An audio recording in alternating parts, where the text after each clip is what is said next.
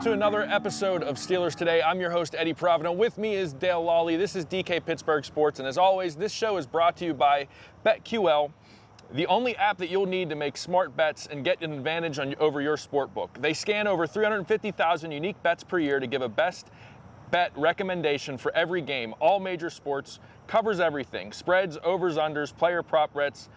Their algorithms look at historical performances, matchups, weather, injuries, coaching, and much, much more. They even give you line movements so that you can jump in on bets in real time. Go to try.betql.co/DKPS to get started now, or just download the BetQL app. Again, that's try.betql.co/DKPS. Just enter the code DKPS at payment for 25% off any BetQL subscription, or use their BetMGM offer to get a free year. You can find all the info in the description below. So Dale, we don't have to talk about TJ Watt's contract anymore because he finally signed it. Oh, you want me to say it because you said we didn't have to talk about it, so I wasn't going to talk about it. Nothing to talk about. Yeah. I said it was going to get done. It got done. It got done. When both sides want to come to an agreement on something, 9 times out of 10, they'll that's come to something the agreement. Yes, that gets finished. Again, it is what it is. He's the highest paid defensive player in the NFL for now. That will hold up until next year, more than likely. Maybe somebody else will sign something during the season. When we're back here with Minka. Yeah. No, he won't get, Minka won't get nearly that kind of deal, No. because he's a safety. But, Right. The deal was going to get done. All the teeth gnashing and grinding that was going on out there. What's going on with this deal? Why isn't this happening? These deals take time, as I kept saying. This isn't buying a new car. This is a $112 million deal that, with $80 million fully guaranteed. That takes time. Right. It takes time. Now, I love the story that Adam Schefter tweeted. Any truth in it? Probably not, right? I mean, that's one of those. I just chuckled when I saw it because that's a legend, man. That's the agent trying to save face. Right. Well, I wanted him to get $100 million in guaranteed money, but he had to have the deal. He settled for it. It makes the agent look good. It makes Watt look good.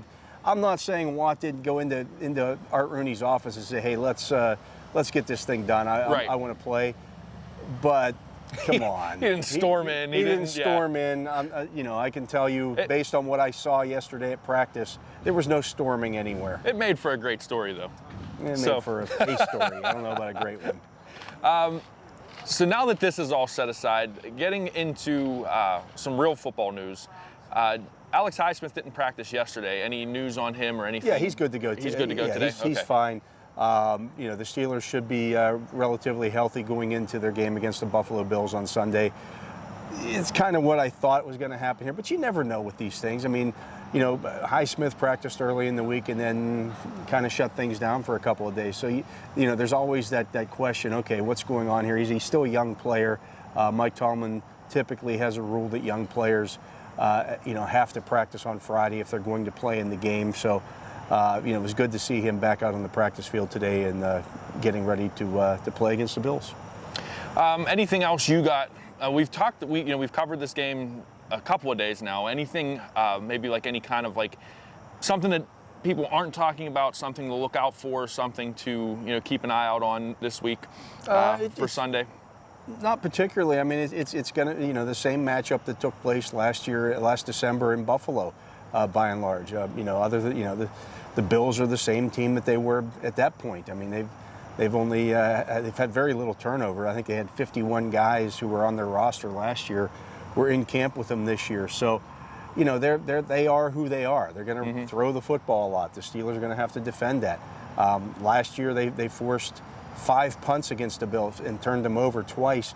The Bills punted 41 times all season last year. Wow. So the Steelers forced 5 punts in that game. That was well above the norm for them. And, 41 punts, that averages out to 2.5 a game. So they were one of the top teams in moving the football. If the Steelers defense can do that, in this game and the offense can follow suit and put some points on the board, then you get a ball game. That's why I continually said, everybody talked about that game last year. So, well, the Bills blew out the Steelers. Did they really? In the first half, it was a great football game. The Steelers outplayed them in the first half. They just didn't score points, and that's the name of the game. You know, you can't have wasted opportunities against a team like the Bills because they're going to score points. You know, so you have to take advantage of it when they turn the football over and when you force them to punt. Yeah.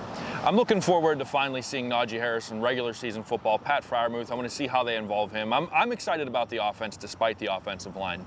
So whatever you're excited about, whatever happens on Sunday, the next time you see us on camera, we'll be talking about either a Steelers win in Buffalo or a Steelers loss in Buffalo. And I'm just excited to see some regular season football, man. One more thing before we go, I want to give a quick shout out. Happy birthday to my pops, Big Ed. September 11th is his birthday tomorrow. So this will be the last time I'm on camera before that. Wanted to get that shout out in there. That's it for us. For Dale Lolley, for DK Pittsburgh Sports, and for BetQL. Don't forget, check out all the info in the description. I'm Eddie Provident. Thanks for watching.